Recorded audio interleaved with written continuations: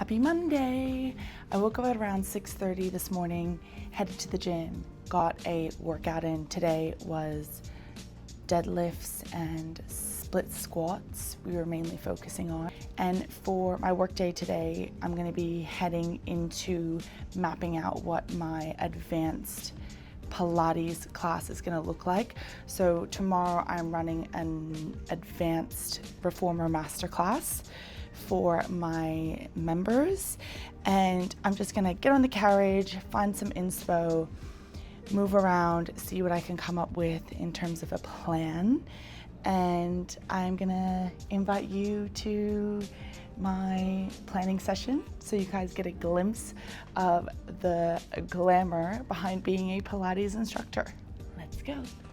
When I plan for my advanced classes, the way I think about it is not every single exercise being an advanced movement, but it's more so choosing a few advanced movements and mapping out the entire class around those few particular movements.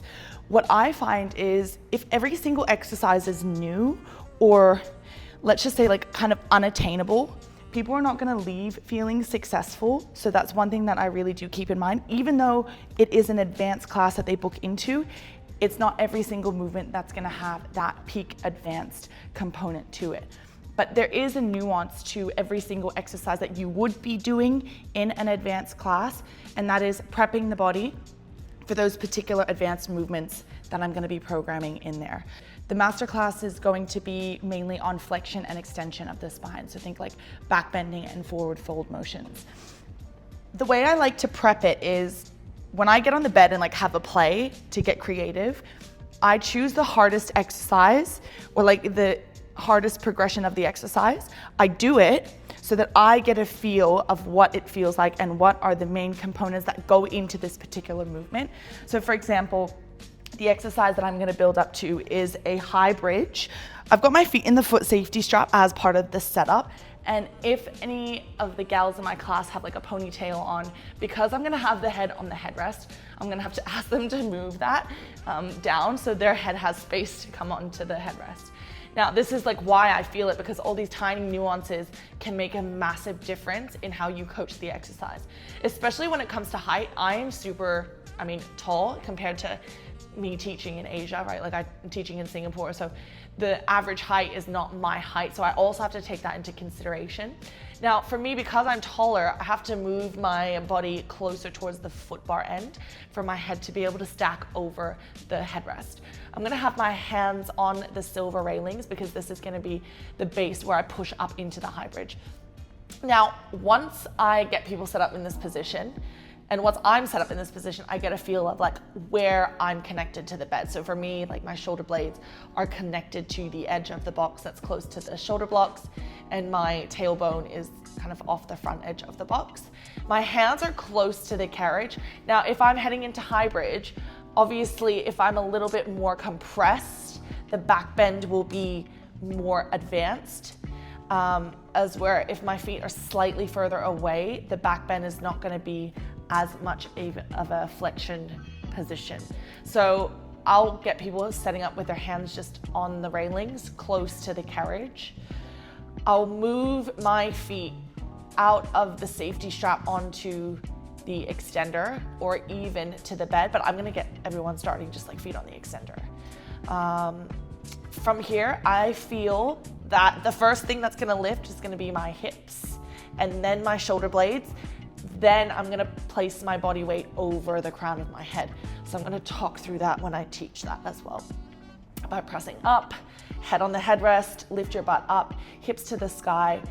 Pressing down into my hands is a really important component for me to be able to lift up. So if you can see now, I'm lifting up and I'm looking at the headrest and I'm pressing my hips up to the sky in this high bridge. Now for me to come down, I have to bend my arms, look at the headrest, lower my head down first for my hips to come down, which is why getting people to bear weight on the crown of their head is something that I need to make sure they have confidence in doing, because I'm not going to be able to help 23 people dismount off the bed, right? So that's something that I need to make sure everyone feels really confident doing. I'm not going to ask people to lift up If I'm seeing that the class can barely bear load on their head, I'm just gonna stay with this layer. Unless there's like 1 or 2 people who I feel can do it, I'll go up to them and give them a little, you know, nudge and whisper in their ear they should do it. Ooh, my hair's so messy now. Yeah, so that's one of the exercises I'm gonna be getting into. I will be including some hamstring flexibility, heading into some tree. So building that up by hands behind your thighs. And I will work through these layers quite quickly if I see that people have no trouble doing this, as where if I'm teaching more of like an open level class, I might stay at a layer for a little longer. I'm gonna climb up, lean back, come up. Can even get them doing like a back bend here. I'm okay having the box against the shoulder block, but some people who are a little bit taller might need to adjust the box. But if they do, when I get them going back into the high bridge, I'm gonna make sure their box is against the shoulder block so their box doesn't move. Yeah, and then coming back up. You could probably progress that wheel or that high bridge, depending if you're a yogi, into like a single leg high bridge here in the future, but I'm not gonna be doing that today or tomorrow when I teach it. Right, okay, so I've got that mapped out. Some tree, working through those layers, and then I will finish the class with a high bridge, perhaps, depending how I go for time. But if I feel like I do have a bit more time, actually, I might add just some lateral flexion just to get them really solid through the abdominals and into the rounding of their spine, then into the tree, then into just some back bends, or maybe tree with the back bend, just so they can get familiar with that inversion. Then side bend short box series on the other side, finishing off on the high bridge. And then time permitted, maybe some feet and straps, or a nice little stretch cool down on the box. My prediction is that'll probably be like a good 20 minutes. Before that, I wanted to start with footwork. I don't think I will. I will start with glute bridges, and I'll be on a red and blue spring, because then I can transition into the 100. So the 100, it will help get the core firing up in the front body. It is a bit of like a flexion position, and then I can go into some rollovers, which is mad flexion. So I will get people setting up the foot safety strap at the beginning of the class, before the class starts. I always like to set everything up before the class starts, because then they're not faffing about mid-class and you're trying to get like all these people trying to fix their equipment. I always get it set up at the beginning because they arrive early anyway. You might as well use that time. I might keep the foot bar up and then skills. Okay, feet on the foot bar, heels hip width apart, lifting the hips up and lower down.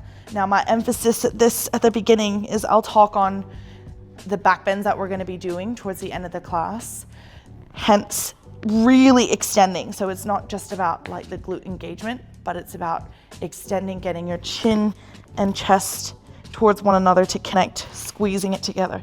Do some single leg ones, and then I will get them bringing their legs up, curling up, reaching to their feet, lowering down. A teaser shape. Now this is tricky because the shoulder blocks do get in the way if someone's like really tall, and you also don't want them to fall in the crack of their, in the crease of their carriage and their extender. So maybe just some little lifts here. Most of the time I know in my head if it's not gonna work, but always doing it to give it a go is fun. Okay, no, I don't really like that. Getting them to do the straps into some rollovers. Legs up, and we roll over, thighs over, your face rolling back down. Legs long, hands to sky. Press down, hold the bed still, roll over. Yeah, I like that. We can even go into, I mean, I probably won't do this just yet, but like your mat control balance variation. That'll be like lying on the bed warm up. Then I will head into down stretch. What I'm also gonna focus on as I start to teach these advanced master classes is really highlighting the names of the exercises, because I think that's another thing that helps enhance what they know about Pilates, not just coming to do the class. Look, some people will care about the names of the exercises, some people won't. But if you do know the names of the exercises, that can really make the class a little bit more seamless. Because let's just say you call down stretch, and by then everyone knows down stretch. Then boom, everyone's doing that thing. Adding in some of these, and then round back elephant, working into the flexion. And then tap your shoulder blocks, rounding, rounding, rounding. Rolling up, hands to the sky, round forward. My carriage is very secure because I have a red and blue spring on. So that's like pretty heavy. Red is a full spring, blue is a half spring. If you're not using a Marathon bed. Okay, so I've got some of these. Now this is like a shape of the tendon stretch. Then I feel like I'm lacking a bit of leg movement. I still like to program my classes for them to be a full body. So never hurts to throw some lunges in. Or scooters. I think I want them to focus a bit more on strength. So with this red and blue spring, I can get them doing some stability work. Hands off. Yeah, I like this. Again, like I said, I like to have something that is basic and fundamental that people can kind of switch off their brain, but do that thing and then come back to the hard exercise that I'm throwing in there. Actually, because we are on a heavier spring, and we're doing back bends, I will get them to turn around. Thigh stretch, because I want them to focus on the legs. I wanted to add some leg work in. So thigh stretch. We can add thigh stretch with a back bend. I like to call these chicken wing arms because my arms look like chicken wings here. When people hold these silver railings, I make it super clear for them to not hold the clips, because I've seen it before where the clips unclip. Not ideal. Ooh, this is nice. Okay, and then some back engagement movements, a bit of plow, then getting them to do some pikes to planks. We flip around, face the foot bar, go back into the other side of your scooters, and then we scooter in, lift your front heel, have a bit of fun there. I want to progress what we did in that down stretch series into a long stretch. And because I'm on a red and blue spring, I'm going to educate my clients that if they want a lighter load, or if they need a lighter load, they should be able to adapt according to what their needs are. And then maybe some up stretch here. I think I've pretty much like mapped out my class in my head. Again, I map out the big things and then I add layers in my class as I teach. That's kind of my plan. I'm pretty happy with it. Hopefully people give me some honest feedback about how they feel. And I have like a few regulars that will give me their honest opinion and that will tell it to me straight, which I super appreciate. And the world needs more of that. But of course, these people do actually know what they're talking about. Sometimes you get feedback where it's really like not thought through, as in someone might just say, oh, like, I don't like the instructor, but that doesn't really give us anything to work with, right? If you just tell me you don't like the class program, I need to know what you don't like about it. And then, you know, I think through that, decide what to take on board. But yeah, hopefully that has given you a little snippet and insight of how I plan. What I'll do now is I'm gonna write this down on my phone in my notes. Again, very simple shorthand. It's about 18 minutes to plan a class. Not too bad. Obviously that does take experience, like you know what is the hard part of something and you know how to work through the layers, and you're aware of the members' levels. If you are a more new instructor, it's gonna take you a little bit longer to plan these types of classes. When I first started, it took me about maybe 7-8 months to really feel confident to walk into a studio and just teach a class. Like if someone rocked up and told me, oh, the instructor didn't make it to class, can you teach? I'd be able to sub in with just an idea in my head and bring that to life. But before, I was working very hard to make sure I mapped out the layers, the movement, memorizing my plan. So it does get easier, but the learning curve is steep and it takes a little bit of time for you to progress to that stage and to that experience level. Think high level when you plan a class. Think about the overarching goal that you want to achieve, and you break those goals down into movements, then you break those movements down into layers. That would be my tip for you if you're new to planning Pilates reformer programs. It is now time for admin and checking on the instructors, making sure everyone is confident with their masterclass that they've got coming up this week. What are we heading to go do today? We are doing Advanced Reformer with Master Extraordinaire Instructor Renee. I've ran through my whole class plan with Amy last night. She is pro soundboard right here. Oh, yeah. Her sound resonance is really good. Got a big day today. Other than my first ever advanced masterclass, which Amy managed to book in Finally. last minute, I have my H1 and H2 business presentation. So it's like a report on how well our team has done in the first half of the year and then what our plan is for the second half of the year. So I'm presenting to my boss and my boss's boss. We also did a little run through of that yesterday. We had a big night yesterday. I'm so clued up on the Pilates space, honestly. I'm sure I could teach this class and do Renee's presentation later. Yeah, definitely. But yeah, so that's kind of like what I have on the schedule today. And we'll try to get some content in class. Yeah. I've designated Amy with a landscape filming duty. Don't get us jaywalking on camera.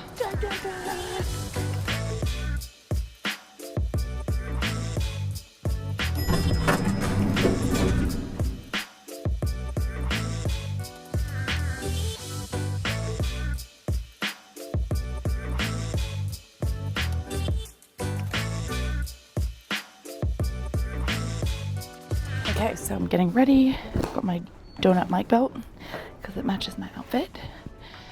I always have like a checklist. So I've got grip socks, yes. Microphone, yes. Batteries, yes. iPad, yes. To check people in. Water, yes. And good attitude, yes. Let's go. I got everyone setting up the Blackfoot safety strap before the class starts. I started the class with a very long but necessary introduction. Welcome to your Advanced Reformer Masterclass. In this Advanced Masterclass, it is not athletic. It is a completely different style of class where we're going to be focusing on Joseph Pilates' more classical repertoire. Today, we're going to be working into the theme of flexion, means like a lot of rounding of your back, and extension, so back bending. At the end, we will be working into an exercise called high bridge, which is a bit of a headstand to start with, then into a high bridge. So some of you might take it to the full high bridge, some of you still might be working on the crown of your head. That is okay. In this advanced class, it's all about you knowing how to modify and how to switch things up to suit you.